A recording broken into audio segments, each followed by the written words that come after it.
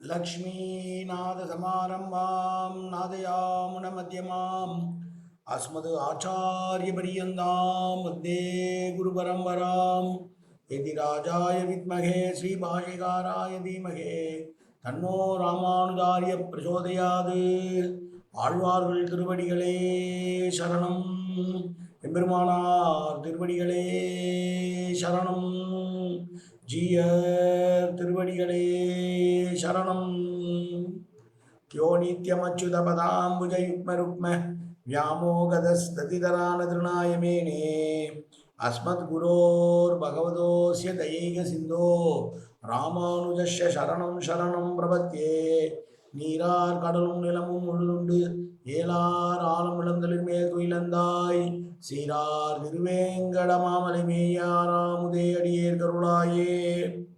எல்லாம் வல்ல ஏழுமலையான் பெருங்கருணையால் 4000 திவ்ய பிரபந்த பாசுர பதிவேற்றங்களின் வரிசையில் மிக்க 2340வது நாள் பாசுர பதிவேல். திருமங்கையாழ்வாரனுடைய பெரிய திருமொழியிலே 9ஆம் பத்திலே வரக்கூடிய 9ஆம் திருமொழியினுடைய 9வது பாசுரம், 889வது பெரிய திருமொழி பாசுரம், திருமாலிருஞ்சோலை பாசுரங்களிலே இது 19வது பாசுரம். முதலிலே தனியன் கலையாமி கலித்வம்சம் கவிம்லோக திவாகரம் யசகோபி பிரகாசாதி ஆவித்யம் நிகதம் தம வாழி பரகாலன் வாழி கலிகன்றி வாழி குறையலூர் வாழ்வேந்தன் வாழியரோ மாயோனை வாழ்வழியால் மந்திரங்கொள் மங்கையர்கோன் தூயோன் சுரமான வேல் நெஞ்சுக்கு இருள் கடி தீபமடங்கா நெடும்பிறவி நஞ்சுக்கு நல்ல அமுதம் தமிழ் நன்னூல் துறைகள் அஞ்சுக்கு இலக்கியம் ஆரண சாரம் பரசமய பஞ்சு கணவரி பரகாலன் பணுவல்களே எங்கள் கதியே ராமானுஜ முனியே சங்கை கெடுத்தாண்ட தவராசா பொங்கு புகழ் மங்கையர்கோன் இந்த மறையாயிரம் அனைத்தும் தங்குமணம் நீ எனக்கு தா மாலை தனி வழியே பறிக்க வேணும் என்று கோலி பதிவிருந்த குற்றவனே வேலை அணைந்தருளும் கையால் அடியேன் வினையை துணித்து அருள வேணும் துணிந்து. 889வது பெரிய திருமொழி பாசுரம். வலம்புரி ஆழியானை வரையார் திரள்தோள் தன்னை புலம்புரி நூல் அவனை பொழில் வேங்கட வேதியனை சிலம்பி இயலாறு உடைய திருமாலிரும் சோலை நின்ற நலம் திகழ் நாரணனை நணுகும் கொள் என் நல் முதலே. அழகிய நெற்றிய உடைய என்னுடைய பெண்ணானவள் சிலம்பு ஆறு என்று ஓடக்கூடிய நதியின் கரையில் அமைந்துள்ள திருமாலிருஞ்சோலையில் நின்று கொண்டிருக்கிற பெருமாளை அடைவாளோ என்று கேட்கிறார். சிலம்பாறு என்பது பெருமாள் திருவிக்கிரவாதாரம் எடுக்கிற பொழுது அவருடைய காலானது பிரம்மலோகம் வரை செல்ல, பிரம்மலோகத்திலே பிரம்மன் தன்னுடைய கமண்டல் நீரால் அதை அபிஷேகம் செய்ய அதிலிருந்து வந்த தண்ணீர் என்று பொருள். சிலம்பு ஆறு என்று நூபுர கங்கை என்று அதற்கு வடமொழியிலே பெயர். அப்படி அந்த ஆறு ஓடுகிற இடம் திருமாலிரும் சோலை. அங்கு இருக்கக்கூடிய அழகான பெருமாள் எந்த பெருமாள் தெரியுமா?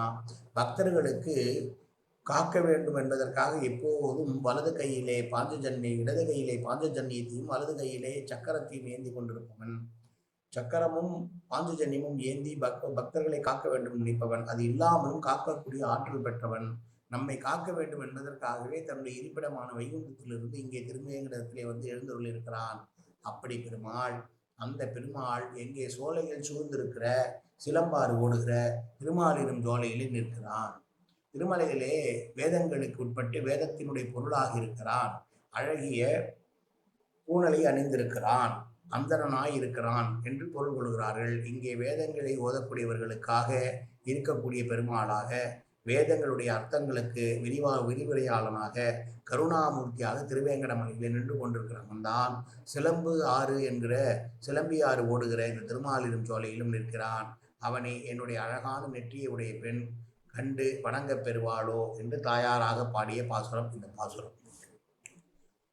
புலம்புரி நூலவனே என்பது அழகான யஜ்ஞோபவிதத்தை உடையவன் என்று சொல்கிறார்கள்.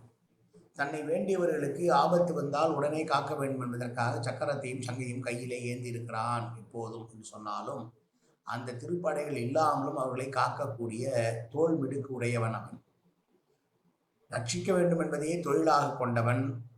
திவ்யமான யஜ்ஞோபவிதத்தை அணிந்து கொண்டு அழகு வாய்ந்தவனாக இங்கே திருவேங்கடமலையிலே நின்று கொண்டிருக்கிறான்.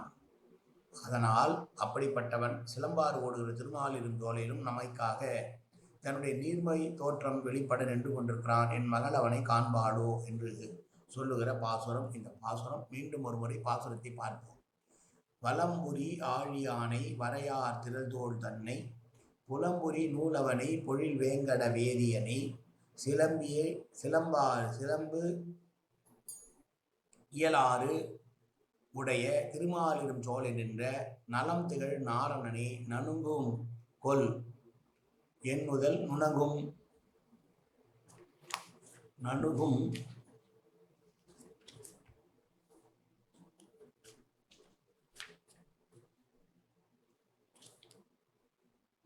நலம் திகழ் நாரணனே நணுகும் கொல் என் நல்நுதலே.